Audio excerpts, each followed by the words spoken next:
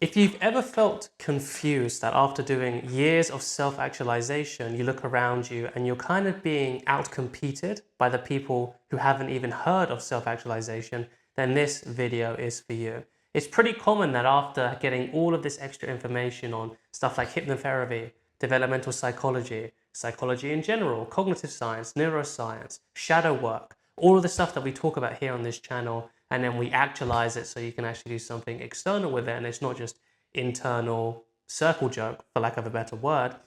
If you're that kind of person that's gone super deep into this stuff and still you feel like people around you who don't have any of these tools are doing better than you, then there's probably a few reasons why. One of the biggest reasons right now is because you're trying to balance your internal ecosystem, your internal alignment versus external success or external ambition. And that right there is the thing which the last dozen or more dozen of my clients have had a fundamental misunderstanding. They think that these two concepts are divisible, that they're separate, and they're not actually the same thing. You can hold both together in the same way. And in this video, we're going to get to the step-by-step system of how to actually do that. And this leads to the concept of balance versus harmony. And if you harmonize, if you seek harmony instead of balance, then fundamentally this will change your relationship with this problem. And if the relationship with this problem changes, then this ceases to be a problem. Now, what do I mean by this? How we can think about it is like this. If you go back to the idea of sacrifice, balancing would be like balancing two separate power stations, right? If we want to talk about power stations, that metaphor makes sense in a little bit. But it's like if we have to balance these two things and it's shared by one management, but we have to put half of our team over here, half of our team over there, we have to halve our resources in order to balance these two power stations. And then these two power stations, they have their own internal politics because they're made of humans, and maybe they fight over resources and they do all this kind of stuff, right? That's a balancing act. That's what we mean when we talk about balancing internal alignment versus drive, ambition, and success. Whereas if we come from a harmonizing perspective, what we do is that we fuse these two power stations together. And when we fuse these two power stations together, their resources get deeper. They get more cooperative. They become one. It's a unifying principle. Broadly speaking, whenever you can use a unifying principle, it makes some things not even just much deeper, but it does, but it also makes them more streamlined and more efficient. Because coming back to the little story that we told, or that I told in the start of this video, the reason why maybe people who haven't got into this work, aren't interested, or haven't even heard of this work, is because they're still just using one power system. And from that one power system, whilst it might be smaller than the greater mass of the two power systems you're trying to balance, what's actually happening here is they're becoming more streamlined. They're becoming more efficient. They don't have to split any resources. They don't have to manage two different things at once. They're just living life in one lane.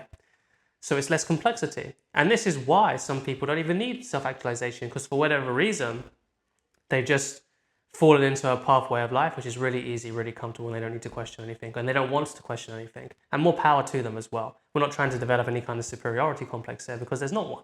If you're trying to look for one, there's not one here. Okay? But what it does mean is that because we're trying to balance, because we're trying to split, because we're trying to hold these two different opposing views at once, it creates a lot of internal conflict and tension and friction and confusion. So, to give another story, something that really highlights this is I'm working together with this guy, or I'm still working together with this guy, who's a fully licensed medical doctor. And how this showed up with him is that as he was, because obviously studying to be a doctor takes about, I think, at least 5 years, and you have to go through all the practical stuff, and it's very draining. It requires a ton of energy, a ton of intelligence, a ton of drive, actually, and a ton of ambition, but in a different way than maybe entrepreneurship is. Okay? And he was balancing all of this whilst learning and doing work on shadow work, hypnotherapy, how internal ecosystems work, how our internal architecture is structured, how we construct reality, all of this kind of stuff. Massive amount of complexity. We never want to say no to complexity, okay? Because complexity, once we can handle that chaos, is always beneficial. If we can handle that chaos, right? That's the caveat right there. How we handle the chaos is by unifying it, by making it easier to digest. But what was happening here is because he was trying to do two things at once, and because there was a clear barrier between his professional work and his internal work, his spiritual practice, his shadow work practice, all that kind of stuff, it meant that he had to split time and attention and resources between them, which meant that when he did graduate to be a medical doctor, a lot of his drive had gone. And he just wanted to, in his own words, kind of sit at the back and not really do too much. So he just took a kind of cushy job, still a respected job. I mean, you're still a doctor at the end of the day, but nothing that was really fulfilling his ambition or purpose in life, whatever that need is that some people, or that we all have, but just in different ways. And he was actually using that to come into his internal work. But what that meant is that his career lagged and he felt lost and he felt like he'd gone down a path that didn't give him any benefit. So when we were working together, the main concept and principle that we worked on, both unconsciously and consciously, for a mixture of shadow work, hypnotherapy, all that kind of stuff. If you're interested in shadow work, by the way, I've got my most practical guide to the shadow work on the internet in the link below. It's 3 hours live stream with some of my students. It's completely free. Sign up. It'll change your life when it comes to shadow work, if that's what you're interested in. But what we worked on unconsciously and consciously is breaking down that barrier, the constructed barrier that stops any kind of flow between them. And what happened from this is something was able to emerge from a bottom-up principle, bottom-up being spontaneously and authentic to yourself, not something that's dictated by an external source, basically, okay? And what was able to happen is he was able to follow a new path that was coming up that didn't see any difference between success, drive, and ambition and internal alignment. And in fact, they were one and the same. And what birthed from this was him building a successful business with his friends where they made 10 to 20K in either the first month or one of the first months. And now he's living really his dream outcome. And we're working on a bunch of other stuff, some more flourishing kind of things where you can really take your flourishing to the next level rather than just solving suffering problems. But that's essentially what happened there. That's the power of using harmony versus balance. And then what happens when you come from harmony is you start to do things from a place of inner fulfillment and alignment versus external validation naturally. So another one of the issues that's kind of closely linked to this that I wanted to touch on was the fact that if we feel like we're doing something externally, that will impact how we view ourselves. Because there's a subtle unconscious thing of like, we're still being beholden to somebody else's opinion of us. We're still giving them power over us. And when we give someone power over us, that power isn't coming from nowhere. It's coming from our power. So we feel less empowered. Okay. So when it comes to the idea of self-esteem, it means that we really can't have as much self-esteem as we want. It can't be authentic because we're giving our power away unconsciously or consciously. And we need to take that back. But when you come from a place of harmony, then slowly by slowly, bottom up, like a tree that's unfurling, what happens is we start to liberate ourselves from this reality, from holding on to external validation. So to come back to the example that I just gave, part of the reason that this guy went down to be a doctor was because of his parents, specifically his father.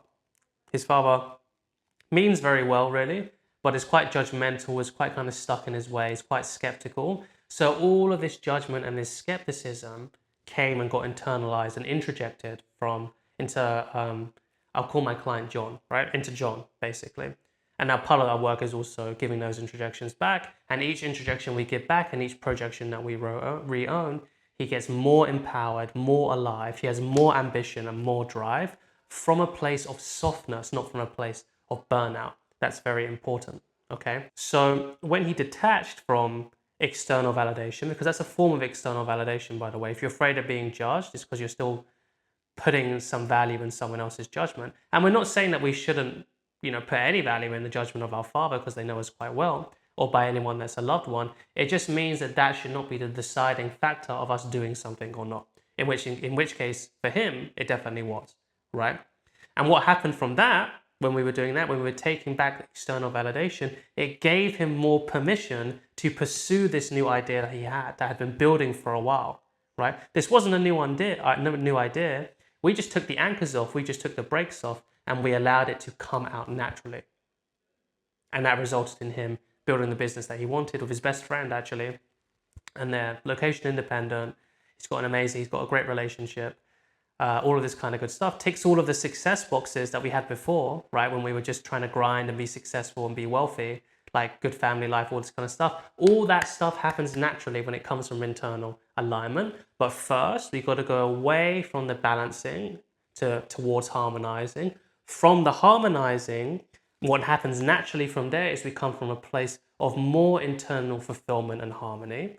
And when it comes from more internal fulfillment and harmony, external validation naturally falls off and doesn't have so much hold over us. And when that happens, that's when we can develop a real, authentic self-esteem, which is the last point that I wanted to talk about, which is from this place you become like you have much more conviction and much more confidence, but from a place that isn't overcompensating.